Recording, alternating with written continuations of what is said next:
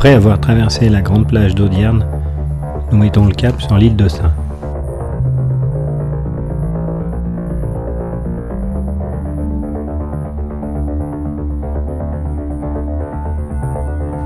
L'île de Sein se trouve à 7 km au large de la pointe du Raz.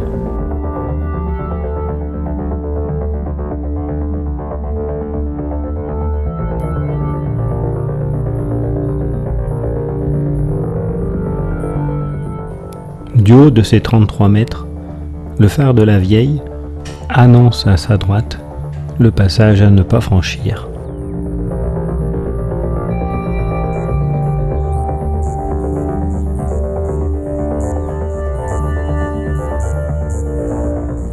Nous voici ici sur l'île de Sein, à marée basse. En face, c'est la pointe du Raz. À gauche, la baie des Trépassés. L'île de Sein émerge à peine du niveau de la mer. La plupart des maisons sont regroupées autour du port pour faire front aux éléments. L'île s'étend sur 2 km et a une largeur qui varie de 30 mètres au minimum à 500 mètres au maximum. Malgré sa dépendance vis-à-vis du continent, l'île doit faire face à une certaine autarcie. Ainsi, elle dessalinise elle-même l'eau de mer pour en faire de l'eau douce. Les ruelles des maisons sont très étroites pour que s'y perdent les vents et les embruns. Le modernisme a quand même par endroits atteint cette île.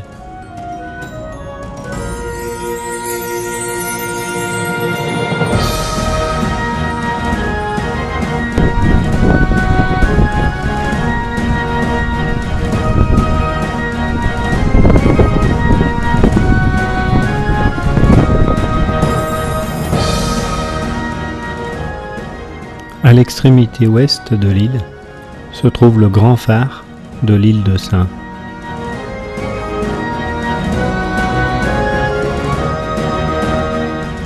Du haut de ses 50 mètres, il avertit ainsi les bateaux.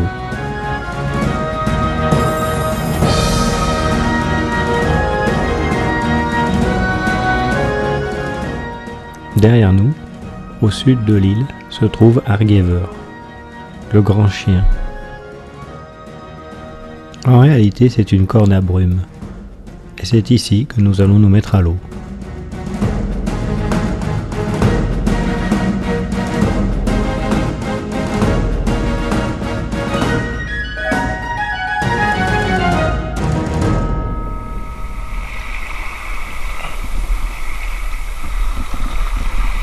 Tu regardes que la corde se déroule et des comme ça.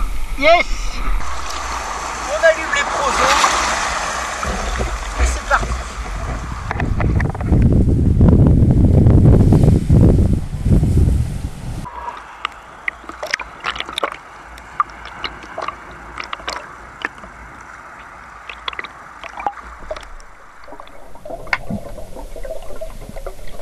Quelques coups de palme suffisent pour s'éloigner suffisamment du bord et atteindre des profondeurs supérieures à 10 mètres.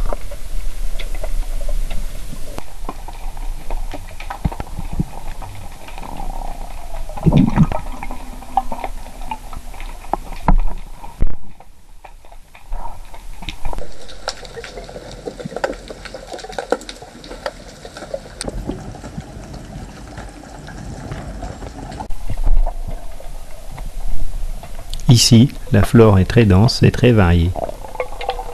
Mais comparativement à il y a 2 ans, les grandes laminaires semblent avoir souffert des rayons du soleil.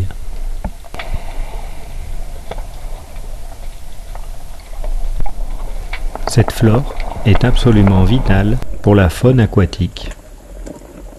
Elle lui permet de trouver de la nourriture, de se reproduire et de trouver des cachettes pour se protéger.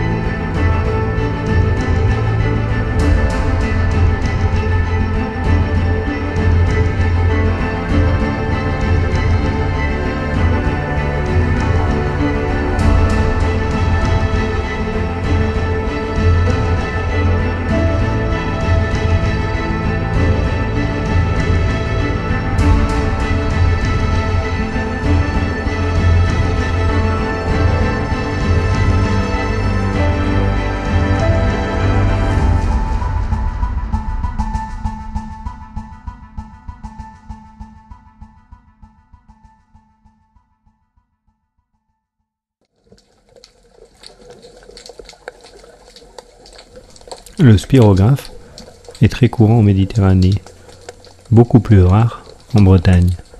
Le spirographe est un ver turbicole qui vit dans un tube mou. Voici un spécimen isolé, par 15 mètres de fond.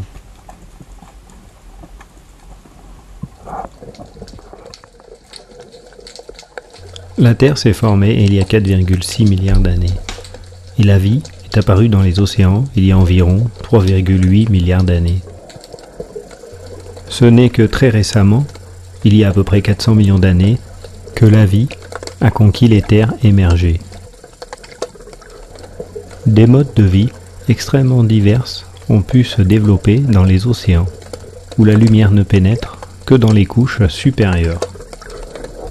Seulement quelques espèces ont réussi à passer sur Terre et à s'y différencier, ce qui signifie que la majeure partie de la biodiversité sur notre planète se trouve dans le milieu marin. Les estimations les plus courantes du nombre des espèces vivantes dans le milieu marin varient entre 5 et 10 millions. À titre de comparaison, le nombre d'espèces vivant sur la Terre est de l'ordre de 1,3 million, dont 850 000 variétés d'insectes.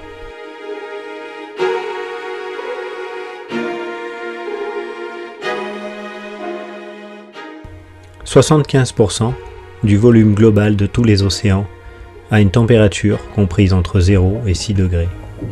La plus grande majorité des animaux marins vit à une profondeur inférieure à 200 mètres, au-delà de laquelle il n'y a plus de lumière. Il y a donc 8 fois plus d'espèces différentes dans la mer que sur Terre.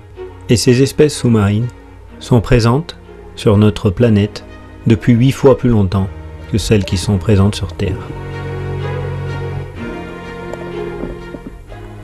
Tous ces animaux sont malheureusement en danger de disparition. Et dans ce monde du silence, il n'y a personne pour crier au secours.